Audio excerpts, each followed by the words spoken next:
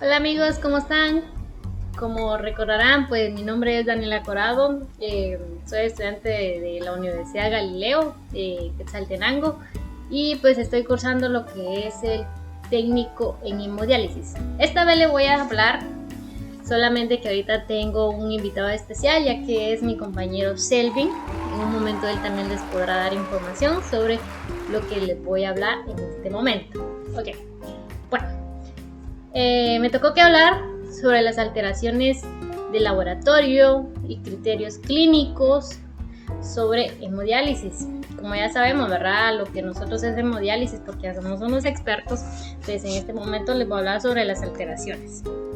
Las alteraciones de laboratorio tiene que tener un filtrado menor de 15. Entonces, ¿esto qué nos indica? Que nuestro riñón realmente ya no está funcionando bien y que realmente necesitamos ayuda médica y tenemos que ver si el médico nos deja lo que es una hemodiálisis o diálisis peritoneal. Tenemos que tener un BUN arriba de 100. Esto nos indica que si realmente nuestro riñón igual, ¿verdad? Está muy mal, por lo que el médico va a evaluar y nos va a dar instrucciones a seguir. Podemos tener también lo que es una hipercalemia. ¿Y qué decimos que es una hipercalemia? Okay, la hipercalemia es el alto o potasio elevado. En este caso pues tendría que ser arriba de 5.5 miliequivalentes por decilitro. Entonces el rango normal es de 3.5 a 5.5. Entonces cuando hablamos de una hipercalemia, es como ya les había mencionado, está por arriba de 5.5. Y también lo que es una acidosis metabólica. Esto quiere decir que el bicarbonato de nuestro cuerpo está alto, tiene que estar por arriba de los 28 miliequivalentes por litro. Y tenemos que tener lo que es anemia. Estamos hablando sobre lo que es la hemoglobina, ya que esto tiene que estar por abajo de 12.1, entonces podríamos decir que es una anemia, ¿no? También les voy a hablar lo que son los criterios clínicos. Estos son que la persona tiene que estar edematizada, entonces se pone así como que muy hinchadita, tanto como de su rostro, de sus manos, de sus piernas. Está también lo que es anuria o oliguria. Con esto podríamos decir que la persona está orinando muy poco y en cantidades pequeñas, y también lo que es la alteración de la conciencia. Entonces la persona empieza así como que a decir en dónde estoy, qué estoy haciendo, por qué no estoy allá, y realmente no está consciente de lo que está a su alrededor. También lo que es el derrame pleural. Y cuando hablamos de un derrame pleural estamos hablando del exceso de líquidos en los pulmones. Entonces ya la persona como que empieza a tener un poco de dificultad respiratoria, y esto realmente es muy, muy peligroso porque, como sabemos, ahora nuestros pulmones son los que llevan el oxígeno a todo nuestro cuerpo, principalmente a nuestro cerebro. Y pues lo que tenemos también, ¿verdad? Lo que es el filtrado glomerular, ya que esto es una tasa donde se calcula mediante una ecuación desarrollada por el grupo de colaboradores de técnicos en hemodiálisis. Especialmente, ¿verdad? Nosotros que estamos estudiando esto, tenemos lo que son dos fórmulas. Tenemos una fórmula para niños y una fórmula para adultos. Okay. Acá tenemos lo que es la fórmula para adultos, que es la Coco-Grau. Se puede decir que tenemos una ecuación, ¿no? 140 menos edad por peso en kilos. Esto se divide por 72, que es una constante, por creatinina. Desde el resultado de esto tenemos que ver nosotros, ¿verdad? Si la paciente o el paciente es mujer o es hombre, porque si es mujer tenemos que multiplicar el 0.85, ya que el filtrado glomerular en una mujer no es igual al de un hombre. Y el filtrado glomerular en un niño, esto se puede decir que se tiene que multiplicar la talla en centímetros por una constante. Esta constante va a variar. ¿Por qué? Porque tenemos, si el niño es pretérmino, es término. Ok, esto solo aplica en menores de 1 año. Si el niño es término, es 0.45 la constante. Si es pretérmino, tiene que ser 0.35. Con esto me estoy refiriendo que si el niño es prematuro o nació de tiempo, así pues como nosotros común conocemos, ¿no? Y también ponemos que si es menor de 1 año, entonces cuando decimos menor de 1 año nos referimos de 1 a 13 años, esto que es 0.55, y mayor de 13 años, aquí va a variar un poco también, porque si es niña o es niño, si es niña es 0.55, ahora si es niño es 0.65. Y esto es la fórmula de que donde talla por K, que es constante, dividido la creatinina y el resultado. Y pues como les comentaba, ¿verdad? Teníamos también aquí a un compañero que se llama Selvin. Él les va a dar la continuación de lo que yo les estoy hablando, ¿ok? ¡Nos vemos! Ahora continuando con la prescripción de hemodiálisis, después de haber sabido o haber tenido información sobre las alteraciones clínicas y de laboratorio que tiene el paciente al llegar en el servicio de emergencia o en el servicio de hemodiálisis, ahora necesitamos ver cuál es el tamaño de filtro que vamos a utilizar con el paciente. En este caso el médico nos va a ordenar realizar la hemodiálisis.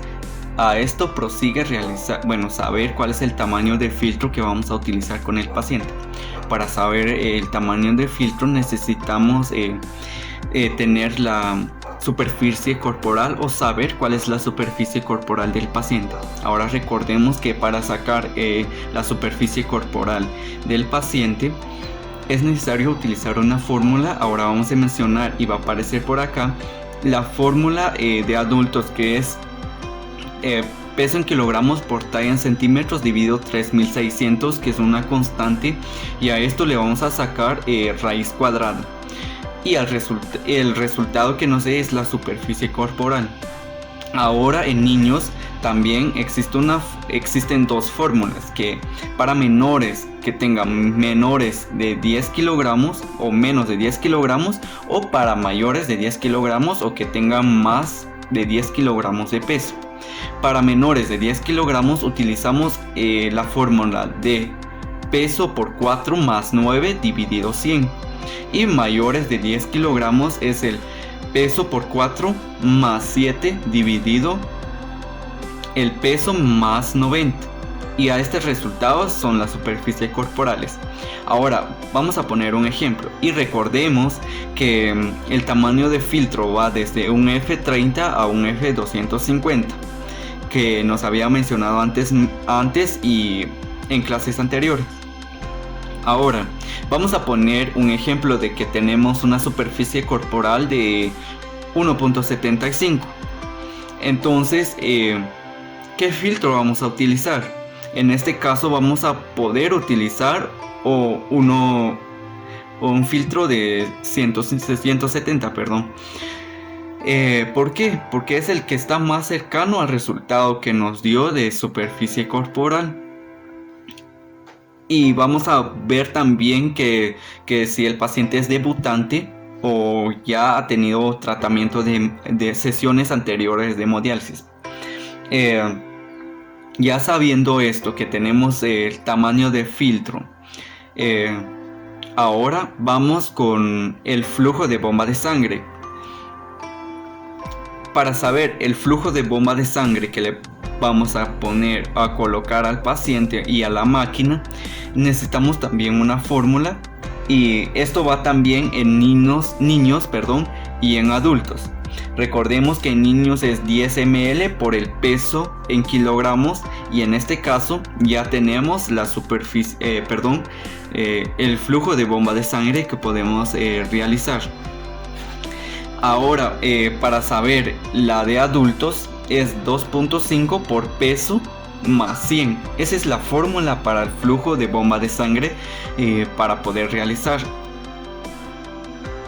para poder colocar en la máquina y al paciente. Ya sabiendo el QB, que sería el flujo de bomba de sangre, vamos a proseguir a realizar la prescripción, que ya seguiría el QD, que es el flujo de bomba de líquido dializante. Y en este caso se maneja también una fórmula que es el QB por 2, que ya nos daría un resultado. O también se manejan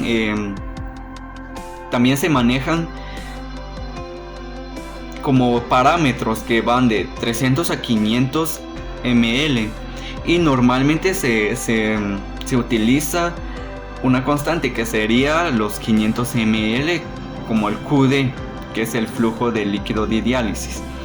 Ahora, ya sabiendo cuál es el tamaño de filtro que podemos realizar con el paciente, que podemos utilizar, ya sabiendo el QB, que es el flujo de bomba de sangre, y sabiendo el QD, que es el flujo de líquido dializante, ahora vamos a ver cuánto tiempo le podemos dar al paciente. En este caso es muy importante saber si el paciente es debutante o ya ha tenido hemodiálisis o con hemodiálisis crónico. El tiempo, para sacar el tiempo ya hay parámetros que vamos a manejar. En niños que sean debutantes vamos a iniciar con 1 hora y media, que sería 1.5 de horas, el primer tratamiento. Ya el segundo hemodiálisis ya sería de 2 horas, y ya nos vamos a quedar constante con 3 horas de tratamiento de hemodiálisis. En un adulto que sea debutante, va a ser de 2 horas iniciar el tratamiento, el primer tratamiento. El segundo tratamiento ya va a ser de 3 horas. Y el tercer tratamiento, y con lo que va a seguir el paciente durante su tratamiento, va a ser de 4 horas. En este caso, como vuelvo a mencionar, de que es muy importante saber si el paciente es debutante o que ya esté con hemodiálisis, con sesiones hemodiálisis anteriores, y que nos consulte por emergencia o en la clínica de hemodiálisis. Entonces es muy importante saber esto, y espero que haya quedado claro. ¿Y para qué sirve esto? Vamos a mencionar que el tamaño de filtro nos sirve saber y corroborar que el paciente esté mejor dializado, y el beneficio es mayormente al paciente, y necesitamos hacerlo con mucha delicadeza para no cometer errores. El QB, como habíamos mencionado, es el flujo de sangre que va a pasar, flujo de bomba de sangre que vamos a poner al paciente, es el flujo que va a pasar. Entonces también es muy importante saberlo y sacarlo. El QD, que es el flujo de líquido dializante que le vamos a colocar a la máquina, es el que le va a calcular, y el tiempo que habíamos mencionado, que es muy importante saber cuál es el tiempo y saber que si el paciente es debutante o crónico. Entonces solamente espero que haya quedado claro la explicación, y gracias por el tiempo.